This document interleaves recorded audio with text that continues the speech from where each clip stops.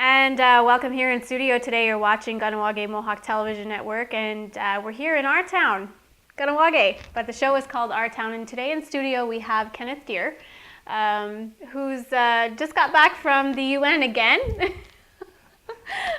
Yes. But that's not what we're here to discuss. We can kind of touch on that too. But one of the things that I found really interesting was that I heard through the grapevine that you met with James Anayo, which is the special rapporteur to the rights of Indigenous people, on Indigenous people. So tell me a little bit about James and how did this whole meeting come together? And he's here in Canada after a long struggle to get into Canada. So tell me a little bit about the story. You and Wajas, Hemlock, right? Went to... well, there's a... it's a long story, the whole thing. Let's start at the beginning. Okay, Jim Anayo is a lawyer. He's an Apache, right. from the Southwest. And so I know him for just the first day I ever went to the UN, I met him.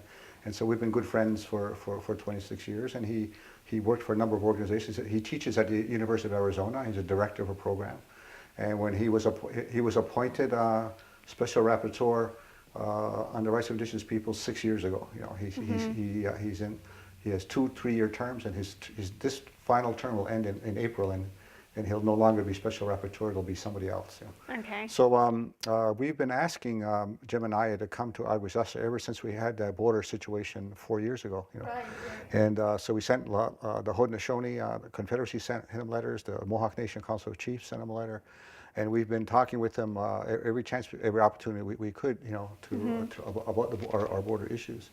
So then he was supposed to come to Canada, and then normally Canada has an open door policy for special rapporteurs. They can come anytime. The formality is all they got to do is ask Canada for an official invitation, and Canada will give them an official invitation, and then they'll come, and that way it becomes an official visit, and there'll be an official report.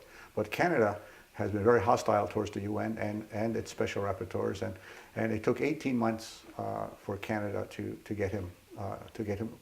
get Canada to allow him into the country to have an official visit. He can always come on his own, like anybody, but it wouldn't be an official visit. It's very important that it to be an official visit. That's why you need the invitation from Canada. And why is there so much red tape? It's only because Canada, like I said, they're hostile to the UN, so they know that they're going to get a negative report from the special rapporteur. So they're putting it off as long as they could. I was lobbying the Canadian ambassador to the UN in Geneva, because that's where that's where he's centered from, and so we've been lobbying her to allow him into the country. There's no reason not to allow him, and they always have an excuse. Well, we're working on it. We're waiting for the right time. So finally, in July of this year, they agreed to allow him in the spring, but it wasn't until the middle of July when Canada finally agreed on the dates. And I was in Geneva at the time, and Jim Anayo came in and he said, "Kenneth, I want you to be the first to know that we're going to Canada the last 2 weeks of October. Says, I want to thank you for your lobbying, et cetera, et cetera." So then he was coming, and we were arranging it. We were disappointed, though, that Aguasasta wasn't on his schedule. He had 53 invitations, so he wasn't coming to Aguasasta. So we were, and then at the very, very last minute, 2 weeks ago, Canada changed his timetable and moved it. They said that because of the Parliament was prorogued, Parliament's going to open while he's here, and they won't have time to meet with him, so they wanted it to postpone it or bring it up earlier. So Jim and I was afraid that they would postpone it until after his mandate was over. So not to let Canada do that, they moved his whole agenda up 1 week. So instead of arriving on the 14th or the 15th, he's arriving now on the 6th, Right. And so that scrambled everything around. So he still wasn't coming to Aguasasta, and we compelling to him. So as a compromise, we got dinner with him. He arrived on a Sunday afternoon, a Sunday evening at 6:30, and we had dinner at his hotel at 7:30 with a delegation from the Confederacy on both sides of the border, and so that was a bit of a coup, I guess. And so at the dinner, there's a protocol with the Haudenosaunee when you come into their territory, and we greeted him. We had an opening, and then we gave him the 3 bear words, cleaning the eyes, ears, and the throat. And also the chiefs from the Seneca, which are the doorkeepers, and they also had words for him welcome into the territory. So it's all a formality, the protocol that we always have with guests and dignitaries. So we carried that out. And then from that, he was very grateful for that. And then with Jim, then we went into our issues, like border crossing, IDs, the ID cards, passports. We went through a whole list of areas, all areas where we feel our rights are being violated. Because he is here to talk about human rights. Right. Anything that you want to talk to him about has to be linked to a right, and for it to be so we can report on it effectively. So we're going to get to that in a second, how did it end up being that yourself and Josh Hemlock travels to Ottawa to meet with him? I organized a meeting. Okay. It was because I have a long relationship with Jim Anayo, and also I know his assistant, who used to work at the University of Arizona, and was assistant at the university, and now she was hired by the UN to be his assistant. She's centered in Geneva. She's based in Geneva. Okay. So I know them, both of them, and we just had a long relationship. It's just, international work isn't going to one or two meetings and then going home. Yeah. You got to keep going back and back and back. You got to be consistent. That's how to get to know people, and people get to know you, and they get to trust you. You're not just a stranger. And it's not to say that anybody can give Jim and I a call or write him a letter and ask him to meet, and he will meet with you if he can. But it also helps when they know you personally and they know that your credibility and the work that you've done. So that adds to the influence that you can have on as things move along. So we were able to use that influence to get a dinner with him here in Canada. Now we went, myself, Glenda, my wife Glenda went and with Josh Hemlock from here, but you had also Howard Thompson, who's a Condole chief from Aguizosne. You had Taradaho, Sid Hill from the Onondagas. We had a couple of Seneca chiefs there, and so we had everybody from both sides of the border there to talk about issues, because a lot of it is similar on each side. Do you think that people in the community understand the importance of the work like meetings with James Anayo, or even the work that's being done at the UN level? Do you think that they can relate to it? Well, I don't know if I can't say everybody knows about it, because it's pretty lonely out there. The number of people involved internationally is very small. Because for a couple of reasons. One, it's time consuming and it's expensive. It's hard to spend 2 weeks in New York City or a week in Geneva or any other places. There's other UN meetings take place in other parts of the world, that you have to go to. So it takes time and it takes money. And sometimes it's not a priority. The priorities are, education, health, housing. And so communities can't really invest in international work. It's only peoples that have perhaps have other sources of income, whether either through natural resources and others that can maintain a constant attendance at these meetings.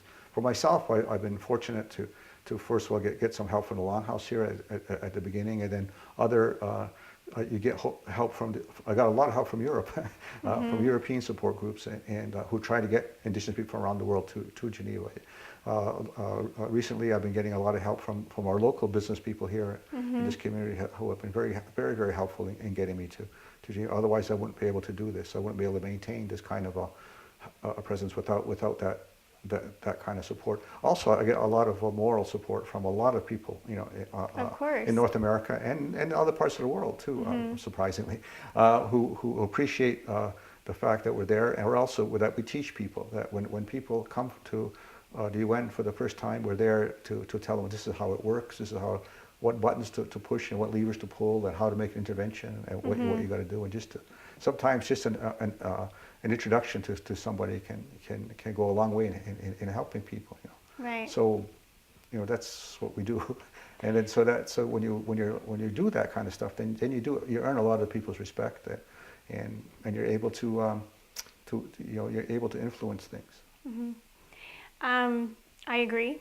And I could only imagine the price tag that comes along with traveling. So especially to, Europe, I'm sure, Not only that, but I'm still a volunteer. I don't get a salary for doing my international work. All I get is my travel, a plane ticket and meal money, housing money, and that's it. I don't make money doing international work. It's a drain on time and energy. So then, why do you think it's important for you to continue? Because it's when we just had a symposium in Geneva in the second week of September, and when we brought together all the people that came to one of the first meetings in Geneva was in 1977. It was a pivotal meeting. It was a NGO conference on racial discrimination against the indigenous peoples of the Western Hemisphere. And at that time, you had a whole bunch of people. We had about 200 people show up. The Haudenosaunee was there, the Lakotas, the traditional Navajo, Hopi, people from Latin America. It was, and they started the ball rolling. There were at that time there was nothing in the UN for indigenous people. There was no meetings about us.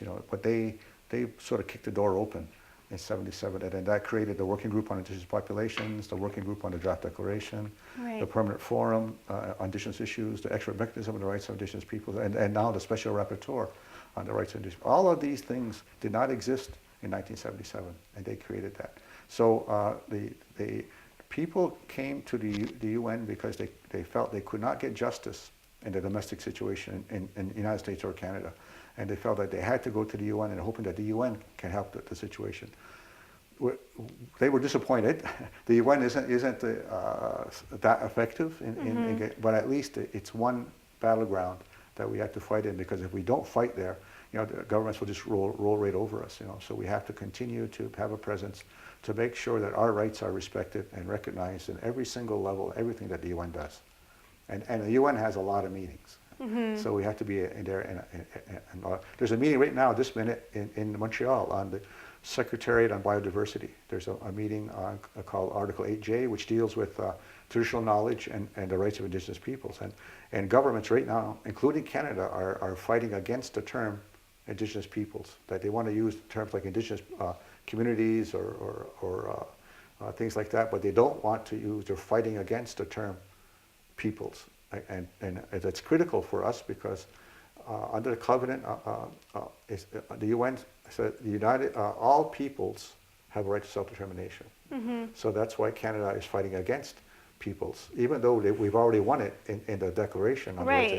They're still, Canada and the United Kingdom is another one who have been very hostile recently on the term Indigenous peoples. It's incredible, but it's extremely racist for states to take these kind of positions. And we've got to be there to fight that, and we've got to be there to let people know this is what's going on in these levels, that Canada is not respecting us as peoples. They don't want us to be have equal rights as other peoples in the world. That's just crazy. It is. And it's very racist, and you think that with Canada being such a melting pot of culture, or they claim to be, they want you to melt. They don't want you to be peoples. They want you to be ethnics. It's okay if it's okay to be an ethnic minority, but you can't be a people, because ethnics don't have a right to self-determination. Peoples have a right to self-determination. So that's what they're trying. They're trying to mold us make us into describe us as an ethnic minority rather than a people. So that's a fundamental human rights fight that we take on at the United Nations. Very important one, of course.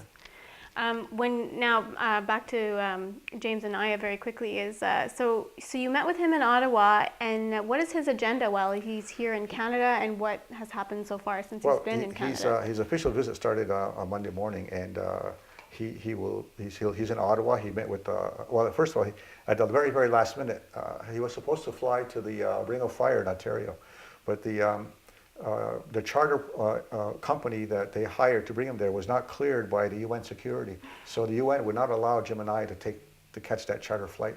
So he came to Aguisasne instead. So the chiefs, Taradaho Sid Hill and Howard Thompson, drove him from Ottawa to Aguisasne, to the borders, and they welcomed him. They showed him the longhouse, and then they dropped him off at the arena on Cornwall Island, where the MCA arranged a meeting to meet people. So that took place. That was in place of going to the Ring of Fire. But he got a real good idea of what it's like in Aguasasti and what it is to go back and forth across the border. Right. And so that was very, very important. And he heard a litany of problems that they have in Aguasasti when he was there. In the afternoon, he met with the Assembly First Nations and other chiefs. And I think on Tuesday he met with the Canadian government. What happens is that he has to meet with the Canadian government when he gets here, and he meets with them again when he leaves. That's part of the protocol. And then so he asks Canada questions about the situation of Indigenous people. All those things that we gave to him on Sunday night and Monday morning and Monday afternoon. He will take those and bring them and ask the government questions. Well, what about border crossing? What about all these issues that people are bringing up? And then Canada, at the end of his visit, 9 days later, will answer his questions. Then, in the meantime, he will go to. In what capacity? In a closed meeting? In a letter? It'll be a closed meeting. It'll be a meeting with the Minister of Indian Affairs, probably the Justice and any other ministries that are necessary. And there'll be like a big gang of people. This is a big deal for state, and they will say. They will tell Jim Anayo how wonderful things are in Canada. That yes, we have problems, but we're working on it. And they'll mention all the legislations are passing about matrimonial property rights, about accountability and all of these things, education. And they'll tell Jim Anayo that these are wonderful, wonderful things.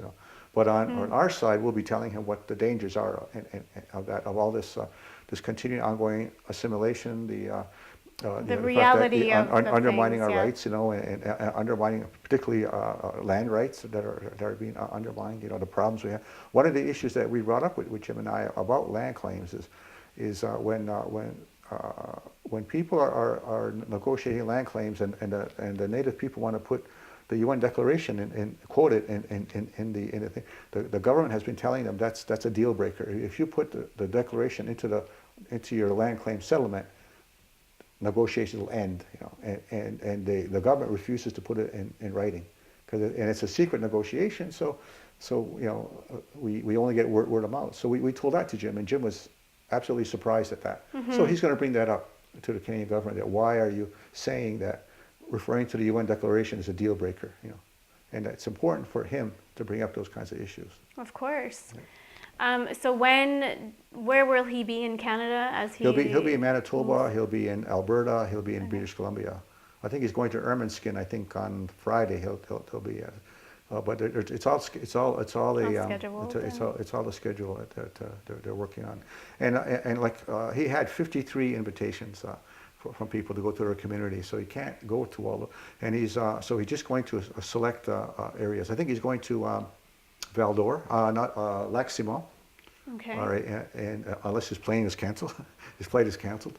But he'll be going to Val-d'Or in Quebec, and then he goes to Manitoba, Saskatchewan, Alberta, then BC, then back to Ottawa to meet with the Canadian government before he goes back to Arizona. That's a tough. It's a tough schedule. then he has to write his report, and his report will be.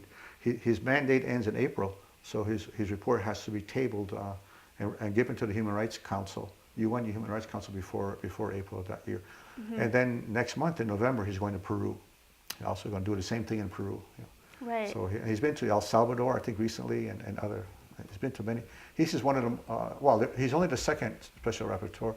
The first one was a guy named Adolfo Stavenhagen. He was a non-native from Mexico. He did a good job.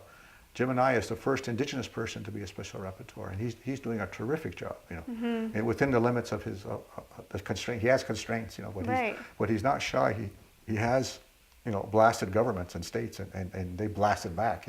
When you're a special rapporteur, you're gonna you can be critical of governments, so governments will then go right back at you again.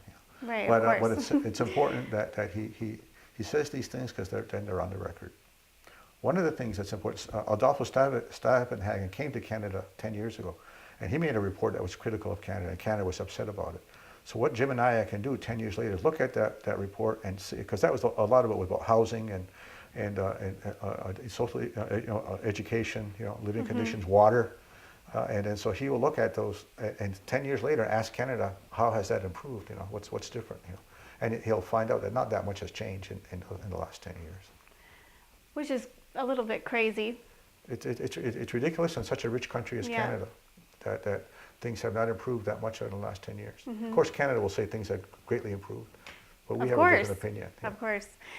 Is there anything else you feel is important to add before we? Well, I think that I just want to tell the community that we really worked hard. The border issue is a big issue about us. We talked about the border crossing identification.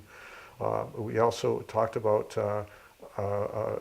showing people who are on the American side, who are coming to the Canadian side, who are marrying our people here, and then asked to get land immigrant status, which is horrendous, And so we brought that up to, and also the opposite side, where our people who are going to the States are now being asked to get a green card, So we brought that up to them. The two comparisons to the two sides, and there seemed to be maybe some collaboration by the two states to just try to do these things to us, because we shouldn't have to apply for landed immigrant status. It's so dumb. Ridiculous. And because of the Paul K. Dival case, we don't need green cards. But now on their website, they're saying that we need to get green cards now. They'll be given to us.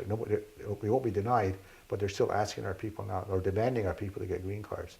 So those are the issues that are that affect all of us on both sides. Exactly. Yeah, that's crazy. And so we talked about about other things. Also the fact that the Canadian government is ignoring traditional governments. And we and for us that's an important issue. The Indian Act had the damage the Indian Act has done to our culture and our existence. So we also talked about residential schools. We talked about murdered and missing Aboriginal women that. The federal government does not want to do a national inquiry. We hammered home on those issues. And there's we went through a whole list of all the things that he's going to face and he's going to hear from across Canada. We prepared him for his trip. That's why we cleaned his eyes, ears, and throat, and we also prepared him for that these are the issues that you're going to face while you're here. Mm-hmm. That sounds wonderful, actually. We look at it and we take a global perspective. We looked at our narrow issues that are specific to us, but also we looked at the broader issues that we feel it's our responsibility to educate him on those things. Right. Well, thank you for coming on. It was very informative. You're very welcome. I think it's a great story that he's here in Canada, especially after some of the struggles that he underwent to get here. And thank you and Wajas and everybody else within the Confederacy for representing us. And it's always interesting to have you on the program. So thank you. You're very welcome. And thank you for watching. If you have any comments or questions, don't hesitate to contact us here at mohawktv@hotmail.com. You can always call our newsline at 450-632-9449. And of course, check out www.ganawage411.com for all your up-to-date news and all of our shows currently airing online. Thanks for staying with us. I'm your host, Regan Jacobs.